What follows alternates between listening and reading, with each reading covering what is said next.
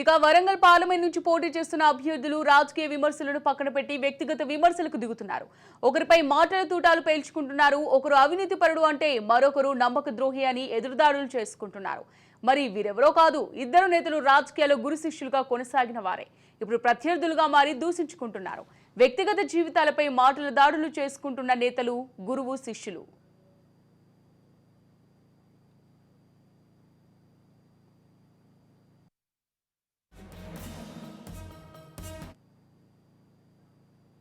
శిష్యుడు ఆరూరి రమేష్ బీజేపీ అభ్యర్థిగా పోటీలో ఉంటే, గురువు కడియం శ్రీహరి కూతురు కడియం కావ్య కాంగ్రెస్ అభ్యర్థిగా బరిలో ఉన్నారు. దీంతో వరంగల్ పార్లమెంట్లో గురు శిష్యుల సవాల్గా మారింది. వీరిద్దరు బీఆర్ఎస్ నుంచి బయటకు వచ్చి ఒకరు కాంగ్రెస్, మరొకరు బీజేపీలో చేరారు. ఆరూరి రమేష్ బీజేపీ అభ్యర్థిగా పోటీలో ఉంటే, కడియం శ్రీహరి కూతురు కడియం కావ్య కాంగ్రెస్ అభ్యర్థిగా పోటీలో ఉన్నారు. ఇక్కడే అసలు కథ మొదలైంది. ఆరూరి రమేష్ బీఆర్ఎస్ పార్టీ నుంచి బయటకు రావడానికి కడియం శ్రీహరి కారణమనే కోపంతో రగిలిపోతున్నారు. ఇదే తరుణంలో కడియం శ్రీహరి కూతురు కాంగ్రెస్ అభ్యర్థిగా పోటీలో ఉండడంతో గురు శిష్యులు ఒకరిపై ఒకరు మాటల దాడి చేసుకుంటున్నారు. అది కాస్త వ్యక్తిగత దూషణల వరకు వెళ్ళింది.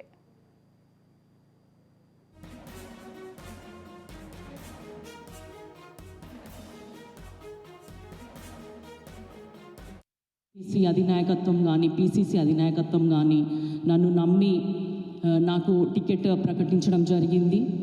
ఆ విధంగానే మేము సీఎం రేవంత్ రెడ్డి గారి ఆదేశాల మేరకి నియోజకవర్గ మండల స్థాయి సమావేశాలు నిర్వహించుకుంటున్నాము. కానీ బీజేపీ వారికి అప్పుడే ఓటమి భయం పట్టుకున్నదని నిన్న చూసిన చిల్లర వాక్యాల నిదర్శనము. అప్పుడే అంత భయం ఎందుకు? మీ పార్టీ విధానాలు మాట్లాడండి. మీ పార్టీ ఏం చేసింది గతంలో 10 ఏళ్ల నుంచి తెలంగాణ జిల్లాలకి, మరి ముఖ్యంగా వరంగల్ జిల్లాకి ఏం చేసింది? ఇక ముందు గెలిస్తే పొరపాటున మీరేం చేయబోతున్నారు? మీ పార్టీ విధానాలు మాట్లాడండి. ఒక అభ్యర్థి యొక్క వ్యక్తిగత జీవితం గురించి మాట్లాడాలంటే మీ ప్రచారం అంత డొల్లగా ఉందా? మీకు ఎలాంటి మాటలు లేవా మీ దగ్గర?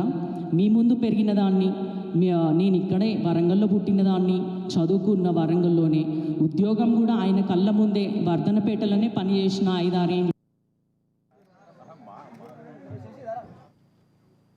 రైతుగా ఇదే అంశంపై మరింత సమాచారం మా ప్రతినిధి సతీష్ అందిస్తారు. సతీష్, చెప్పండి. అమూల్య, వరంగల్ రాజకీయాలు రసవత్తరంగా మారుతున్నటువంటి పరిస్థితి. ఒకవైపు పార్లమెంట్ ఎన్నికలు సమీపిస్తున్నటువంటి నేపథ్యంలో ఈ పార్టీ నుంచి ఆ పార్టీకి, ఆ పార్టీ నుంచి ఈ పార్టీకి, ఒక పార్టీ నుంచి మరొక పార్టీకి జంపింగ్ జనాలు చర్చనీయాంశంగా మారితే, చివరి నిమిషంలో అభ్యర్థుల మార్పు కూడా ఒక ప్రత్యేకమైనటువంటి చర్చనీయాంశంగా తెలంగాణ రాష్ట్ర వ్యాప్తంగా మారినటువంటి పరిస్థితి నెలకొంది. ఇప్పుడు వరంగల్ పార్లమెంట్ లోపల అభ్యర్థులుగా నిలిచినటువంటి వాళ్ళంతా కూడా గులాబీ నీడ నుంచి వచ్చినటువంటి అభ్యర్థులే. అటు కాంగ్రెస్ కావచ్చు, ఇటు బీజేపీ, అటు టీఆర్ఎస్ కి సంబంధించినటువంటి ముగ్గురు అభ్యర్థులు కూడా గులాబీ నీడ నుంచి వచ్చినటువంటి అభ్యర్థులే నిలబడ్డటువంటి చర్చ సాగుతుంది. ఈ క్రమంలో గురు శిష్యులుగా ఉన్నటువంటి అటు కడియం శ్రీహరి, ఇటు తర్వాత ఆరూరి రమేష్ మధ్య నెలకొన్నటువంటి మాటల యుద్ధం ఇప్పుడు వరంగల్ మొత్తం చర్చనీయాంశంగా మారినటువంటి పరిస్థితి. ఒకప్పుడు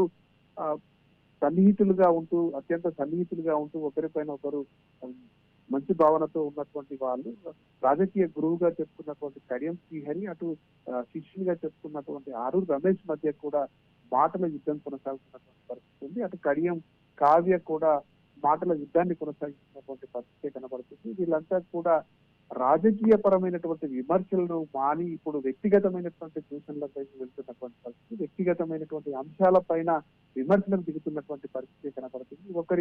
ఒకరికి పైన ఒకరు వ్యక్తిగతమైనటువంటి దూషణలకు పాల్పడుతున్నటువంటి పరిస్థితి చర్చనీయాంశంగా మారింది. ఒకరు ద్రోహిగా పేర్కొంటూ విమర్శలు సాగిస్తుంటే, మరొకరేమో పార్టీ ద్రోహం చేశారంటూ విమర్శిస్తుంటే, ఒకరు వ్యక్తిగతమైనటువంటి దూషణలకు పాల్పడుతూ అటు మతానికి సంబంధించినటువంటి అంశం కావచ్చు, వివాహానికి సంబంధించినటువంటి అంశాలుగా మాట్లాడుతున్నటువంటి పరిస్థితి నెలకొంది.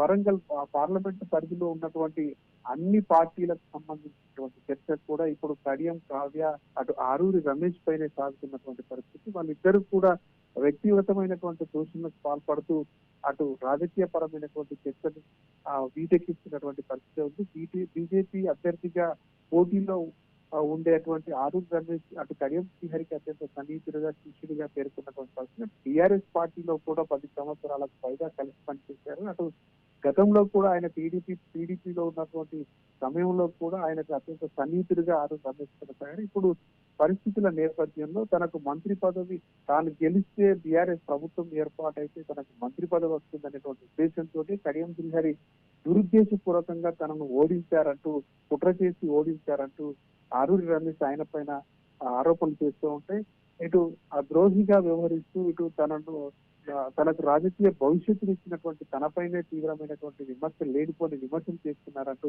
కడియం శ్రీహరి విమర్శిస్తున్నటువంటి పరిస్థితి. మరొక వైపు తన వ్యక్తిగత జీవితానికి సంబంధించినటువంటి అంశాలను ఆరూరి రమేష్ తెరపైకి తీసుకొస్తూ మతపరమైనటువంటి రాజకీయాలు చేస్తున్నారంటూ కడియం కావ్య కూడా విమర్శిస్తున్నటువంటి పరిస్థితి. తను వరంగల్ బిడ్డలుగా ఉన్న ఆ కడియం కావ్య లోకల్ కాదు అంటూ కూడా ఆరూరి రమేష్ చేస్తున్నటువంటి వ్యాఖ్యలన్నీ కూడా ఇప్పుడు చర్చనీయాంశంగా మారింది. ఒకరి పైన ఒకరు ఎన్నికలు సమీపిస్తున్నటువంటి నేపథ్యంలో ఇటు నోటిఫికేషన్ వస్తున్నటువంటి సమయంలో ఇద్దరు అభ్యర్థులు కూడా ఒకరిపైన ఒకరు తీవ్రమైనటువంటి వ్యక్తిగతమైనటువంటి దూషణలకు పాల్పడుతూ వరంగల్ రాజకీయాలను గీటెక్కిస్తున్నారని చెప్పుకోవచ్చు.